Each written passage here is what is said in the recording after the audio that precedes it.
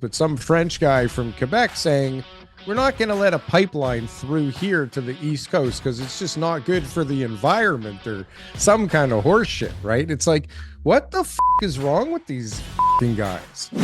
I think a lot of people, when they were trying to make up their backup plans, had realizations that, oh shit, maybe regardless of what happens, the backup plan is better than the current plan, right?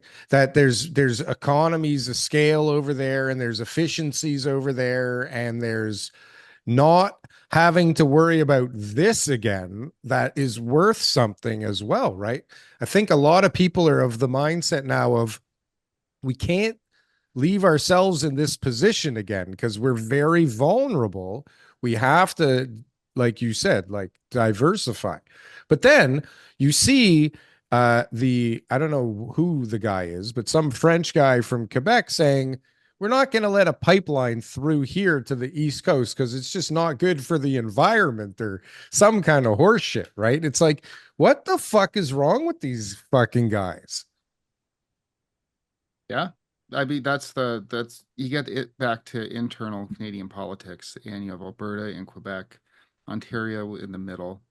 Alberta hasn't really been feeling the love for the past 9 years, so they're not going to help us with the tariff fight. Quebec doesn't want the pipeline, but they have a lot more votes than Alberta does. So you can't win the prime ministership, or that you can't win the executive without Alberta or without Ontario and Quebec. So they have more power, and then you get into these internal squabbles that we've Mm. always had. And we're not exactly acting like a unified house. And as much as we may want to knock down all the barriers, there's big problems with that. Here's an unpopular opinion. What's the big It re problem with it though? Like what are they stop what are they trying to what is the point of Quebec saying no, you can't put a pipeline through our province to get it to the other coast because it's so obviously better for the country. I mean, what are they trying to stop from happening? My guess is they have a price. There's always a price to anything, right? So And they're making a lot of money to not allow it to come through. or they want to be paid to allow it to come through. Hmm. One yeah, way or another, they want their money out. They want to be paid. And should they be paid? I don't know what the answer to that is. but that's kind of But the Alberta's not going to pay it. that's the dilemma we've got, right? With Yeah. Quebec having so many seats in order to be able to make those votes and to have control of the government, and then Alberta, like such a crucial part of our economy, and the other prairie provinces, whatever they're called, um, they don't have that same level of power. And the likelihood of someone coming out of there who speaks French to be our prime minister also complicate because you got to win Quebec. Yeah. You got to win the votes of this huge province that they're all going to be like, unless you treat us special and unless you take our needs into considerations above everybody else's, we're not going to vote you in, And right? don't you think you could get the vote if you go against the French people and you would rally all the English people on your side? Or are there That too would many make French sense people? You percentage still wise. need Quebec You to still get a need Quebec. majority, if I remember correctly.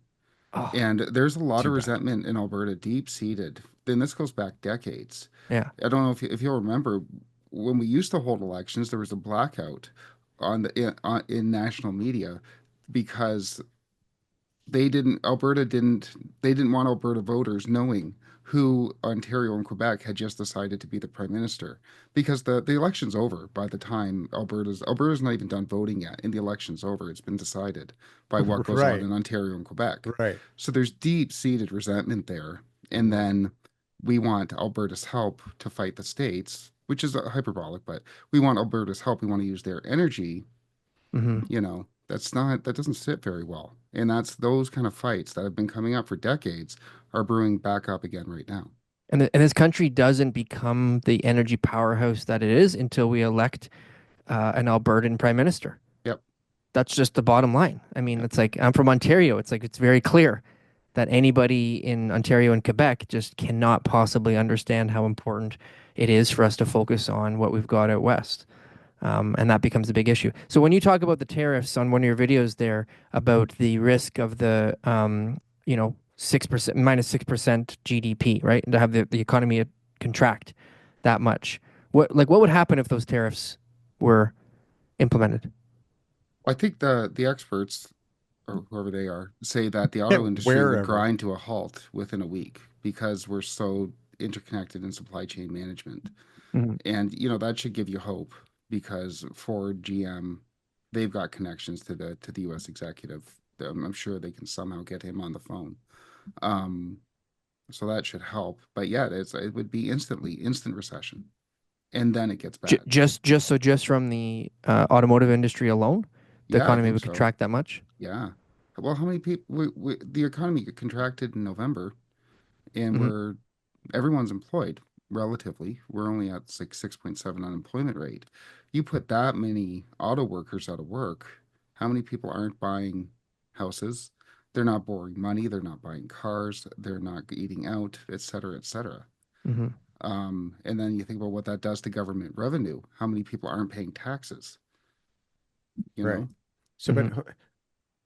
how I don't understand why like that doesn't happen instantly. They still need the parts from us. They still need like there has to be a time period where people suck up the cost difference or figure out a way to deal with it the best they can while trying to retool or move production or find another source, right? It can't just be like they announced tariffs, shut down the factory. We're not buying stuff from them anymore.